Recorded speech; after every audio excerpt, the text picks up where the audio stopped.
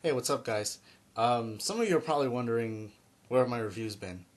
Well, I'm sorry I didn't tell you this earlier. This is the only reason. This is really the reason why I've been doing just this type of stuff, reviews or like videos lately. Because someone borrowed I let someone borrow my tripod and my camera.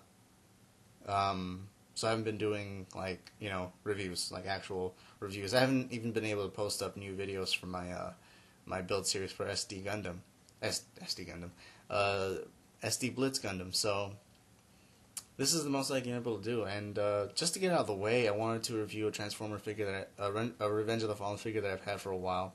I've been meaning to review her ever since I got her because I was really excited about it, but I just never got to it. And I just want to do this tonight because to get out of the way, and at the same time, as I review her, I'm gonna also share with you guys something else that kind of, I guess, complements the figure. So anyway, Revenge of the Fallen Arcee. Now, this is definitely one of those either hate or love figures, and I'll be honest, I love the figure.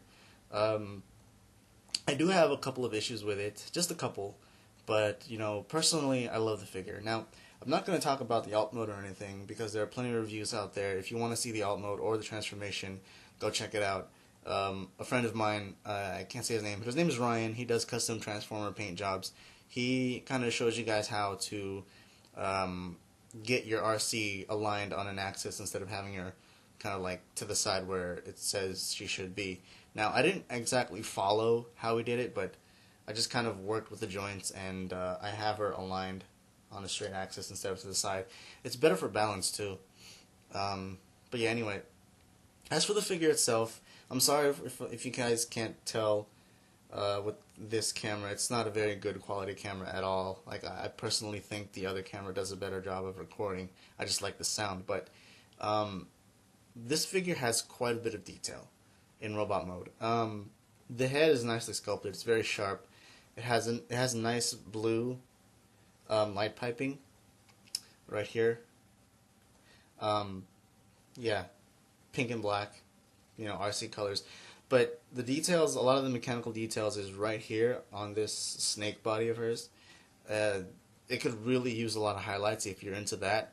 And I'm definitely sure you're gonna enjoy the look of the figure once you get it highlighted. There's like pistons, pipes, a lot of mechanical details, like mostly on this section. And then I guess the most you could do with the body and everything else is like maybe add on some more highlights. You got the tattoos like right here and on her arm here. Autobot symbol is right here on her right hand, top of her right hand.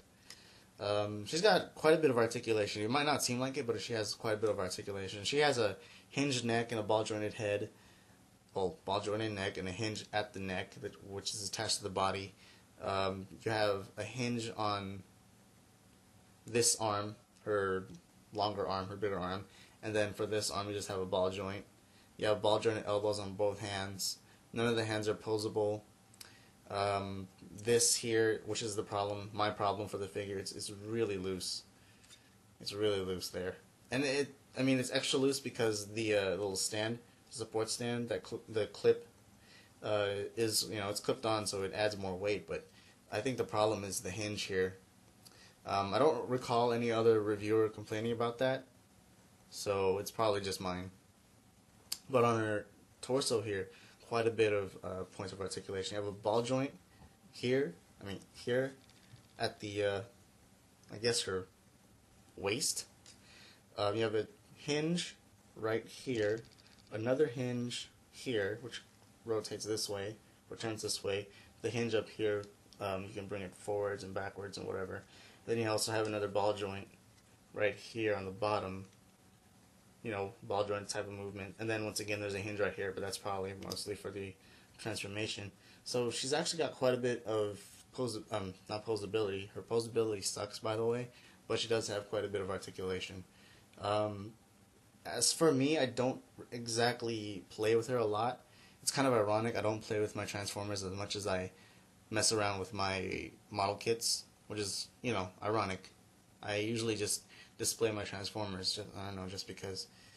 But yeah, I just like looking at her. I don't really pose her a lot because she does have posability problems, and I'll admit that. But as a figure, I like her. The design is awesome. Just things like that. Alt mode is, it's an alt mode. And I guess the other thing I gotta complain about, obviously, is the scale. They're totally out of scale. So it's bad if you have a whole bunch of like Autobots that you want to pose her next to. Really bad, because she's like taller than Bumblebee, taller than like Jolt, and yeah, probably way taller than Sideswipe. She's probably as tall as the smallest Voyager class. Probably as tall as like what's his face, either Mixmaster or Sideways. But yeah, and I forgot one thing. She also has a gimmick right here on her right hand. She has this rotating thing. It's a blade. Rotate it. Button right here on top. Press it, and the blade comes out. It kind of reminds me of Universe Ratchet and Ironhide. So she doesn't have any like projectile weapons. These two exhaust pipes right here, I guess you could pretend those are her actual blasters, but nothing comes out of it. But yeah, she has like no real gimmick except for the extending blade, which is I guess not too bad. It's not the best. I would have preferred a blaster, but whatever. So that's the figure. I like it. It's not in shells anymore, unfortunately. The shells are being overrun by the new Nest line. But like I said, this is one of those hate or love figures. I can totally understand why people hate it. But give it a chance. You'll probably enjoy it. Now, and the other thing I don't like is this right here. It's just her entire left arm is like full of kibble. I hate it. I'm probably gonna take this off when I get the chance. This little flap right here. Probably take that off when I get the chance. But anyway, that's not all. If you guys are into comics, or if you like to read comics, or maybe you're so into Transformers Revenge of the Fallen you might read the Transformers Revenge of the Fallen comics, or just Transformers comics in general. Now, recently there's this line, a particular line of Transformers comics called Transformers Tales of the Fallen. They're not sequential. There's no story that follows each issue. Each issue is individual. I have number 6, which is why I'm talking about this one. I have number 6, and number 6 relates to Arcee's past. And it's really interesting because you actually see Arcee in her still humanoid form. Her still humanoid form. But, something happens, and the Arcee triplets, the Arcee sisters, are born. I'm not going to spoil anything, but another character in here, I don't know if you guys are familiar with Flatline. I never heard of him until this comic. And then, snap. What is his name? Thundercracker. There you go, Thundercracker. Thundercracker is in here. But yeah, it's basically what happens. Skids and Mudflap are in here too. So what these comics are about they're either a prequel or whatever happens after the Transformers Revenge of the Fallen movie. Now, this is number 6. I don't know if there's a number 7 or an 8, but number 1, I don't know what it deals with. Number 2, I think, deals with Sideswipe before he joins Nest. Number 3 is about Jetfire before he gets stranded on Earth. Number 4 is about the Fallen. Number 5 is about Ravage after Revenge of the Fallen, so he actually does get repaired. I think I might actually pick that one up later on. And then, of course, number 6 is about the Arcee triplets. So, after reading this, my interest for Arcee, especially this design, has grown a lot more. So, I gotta say, about these two things. If you have the figure, you probably like it or hate it. If you don't have it, I could say pick it up. If you can find it. But if you want to experience Arcee a little bit, I think the best way to do it is to find this comic.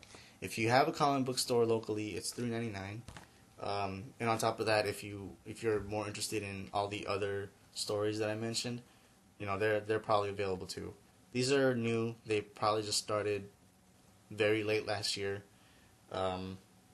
So if you want to catch up or get into the other characters that I mentioned and any of your favorite characters, hopefully this line keeps going because it's really interesting.